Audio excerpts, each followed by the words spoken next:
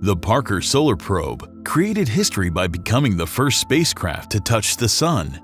It passed through the Sun's upper atmosphere, known as the corona. Temperatures in the solar corona can soar up to 1,000,000 degrees Celsius.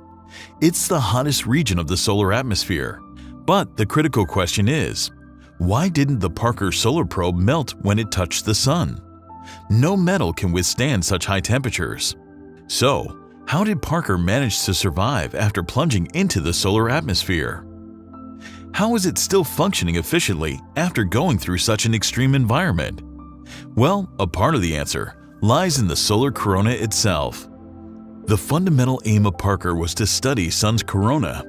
Corona, a Latin word for crown, is the outermost layer of the Sun. It consists of plasma and extends millions of kilometers into space.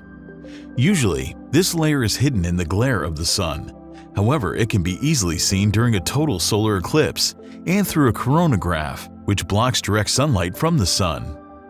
It is a mysterious region of the star. The laws of thermodynamics tell us that heat cannot flow from a cold body to a hotter one. So why is the Sun's surface at around 5,800 degrees Celsius and the solar corona at over 1,000,000 degrees Celsius? There may be an unknown mechanism that's heating the corona. Although the corona has a high temperature, its particle density is very low. That's where the concept of heat versus temperature becomes important. Temperature measures how fast particles are moving. On the other hand, heat represents the total energy these particles can transfer. So even if particles are vibrating tremendously and have a high temperature, if there are very few of them, they won't transfer enough energy. As a result, they would correspond to lower heating.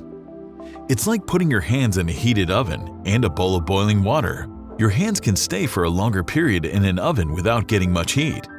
That's because the particle density is lower than the boiling water bowl. For Parker, this concept of heat versus temperature is the backbone behind keeping it safe from melting. Since the corona's density is lesser than the visible surface of the Sun, the spacecraft encounters fewer, hotter particles.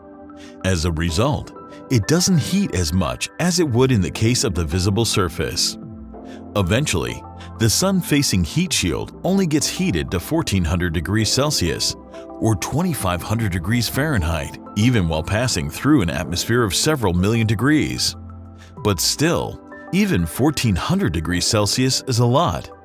For reference, the temperature of volcanic lava lies between 700 to 1,200 degrees Celsius. So, how does Parker tackle it? The answer is in its Thermal Protection System, or TPS.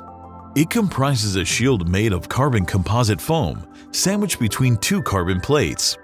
The shield is 2.4 meters in diameter and 4.5 inches, or 0.11 meters thick. Even though it's thin, it can withstand up to 1,650 degrees Celsius and allow Parker to maintain a temperature of 30 degrees Celsius. In addition, special measures have been taken for wiring. The team grew sapphire crystal tubes to suspend the wiring.